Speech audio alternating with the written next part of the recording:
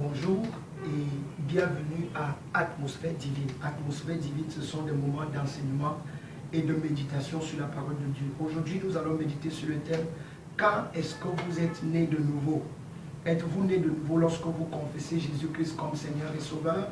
Êtes-vous né de nouveau lorsque vous vous faites baptiser? Quand est-ce que réellement vous êtes né de nouveau? En passant, rappelons que né de nouveau veut dire né de Dieu. Je vais commencer avec le texte de Jean chapitre 3, le verset 3, où Jésus répond à Nicodème. Il lui dit, en vérité, je te le dis, si un homme ne naît de nouveau, il ne peut voir le royaume de Dieu. Si un homme ne naît de nouveau, il ne peut voir le royaume de Dieu. Le verset 5, il dit encore, en vérité, je vous le dis, si un homme ne naît d'eau et d'esprit, il ne peut entrer dans le royaume de Dieu. Si un homme ne naît d'eau et d'esprit. Maintenant, là, c'est en français. Mais quand nous allons lire les mêmes versets en anglais, vous allez voir que il y a le sens qui est complètement différent. Donc nous sommes toujours dans Jean chapitre 3, le verset 3, il dit, Jesus answered and said unto him, Verily, verily, I say unto you, except a man be born again, he cannot see the kingdom of God. Il dit, à moins que l'homme ne naisse de nouveau. Il ne dit pas à moins qu'un homme. Donc il dit plutôt Eman, article défini, l'homme. De quel homme est-ce que Jésus-Christ parle? Jésus parle de lui-même. Il est en train de dire qu'à moins qu'il ne naisse de nouveau. Et quelqu'un va me dire, waouh, donc Jésus-Christ aussi est né de nouveau. Permettez-moi de vous rappeler que Jésus-Christ est incarné. Il est devenu un simple homme. Dans le livre de Philippiens 2,6, il dit qu'il s'est humilié et il a pris la forme d'un simple homme. Ça veut dire qu'il est devenu, comme nous tous, un pécheur. Et dans 2 Corinthiens chapitre 5, 21, il nous dit que lui qui n'a point connu le péché, Dieu l'a fait devenir péché. Et vous savez tous que le salaire du péché, c'est la mort. Si Dieu l'a fait devenir péché, nous pouvons donc comprendre pourquoi il est mort. Il est mort parce qu'il est devenu péché. Et comme il est mort, la Bible nous dit que 3 jours après, il est ressuscité. Il est ressuscité, donc il est revenu à la vie. Mais est-il revenu à la vie avec la vie par laquelle il est mort? Non. Ça signifie qu'il est né de nouveau.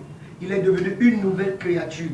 Et quand nous lisons dans 2 Corinthiens, chapitre 5, nous allons prendre la lecture, le verset 14. C'est un verset qui est très merveilleux. Nous allons le prendre en français. Il dit, car l'amour de Christ nous presse, parce que nous estimons que si un seul est mort pour tous, tous donc sont morts. Si un seul est mort pour tous, tous donc sont morts. Donc ça veut dire que si Christ est mort pour tout le monde est donc mort en Christ. Et si Jésus est ressuscité pour tout le monde est donc ressuscité en Christ. C'est pourquoi dans Ephésiens, il est dit que nous sommes ressuscités ensemble. Donc la nouvelle naissance, c'est quoi? C'est naître de Dieu. Quand est-ce que nous sommes nés de Dieu? À la résurrection de Jésus-Christ. Ça, ce n'était même pas quand nous avons cru. Le fait de croire et d'accepter nous amène à l'expérience de la nouvelle vie que nous avons en Jésus-Christ. Mais la naissance en Jésus-Christ, elle s'est produite à la résurrection parce que nous étions tous en Jésus-Christ. Je vais vous lire un dernier test, dans 1 Pierre,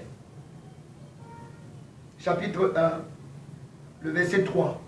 Voici ce qu'il dit. Béni soit Dieu le Père de notre Seigneur Jésus-Christ, qui, selon sa grande miséricorde, nous a régénérés pour une espérance vivante par la résurrection de Jésus-Christ d'entre les morts. Prenons le même test en anglais. Blessed be God and the Father of our Lord Jesus Christ, who according to his abundant mercy has begotten us again unto his living hope by the resurrection of Jesus from the dead. He has begotten us again. Il nous a encore donné naissance par la résurrection de Jésus. Donc vous êtes né de nouveau le jour où Jésus-Christ est ressuscité. Mais cependant, vous avez appris cela bien des années après. Et parce que vous avez entendu cela, la Bible dit dans Ephésiens chapitre 1, verset 13, l'évangile de votre vérité, vous avez été scellé du Saint-Esprit. Et alors là, vous expérimentez maintenant la nouvelle naissance. Donc je vous annonce à vous tous qui m'écoutez, que vous allez à l'église ou pas, moi je vous annonce qu'en Jésus-Christ, vous êtes des nouvelles créatures. C'est pourquoi il dit que les choses anciennes sont passées, toutes choses sont devenues nouvelles. Et dans le livre de Colossiens, il dit qu'il a réconcilié les choses qui sont en haut et celles qui sont sur la terre par la mort de Jésus-Christ. Donc la réconciliation et la nouvelle naissance se sont accomplies par la mort et la résurrection de Jésus.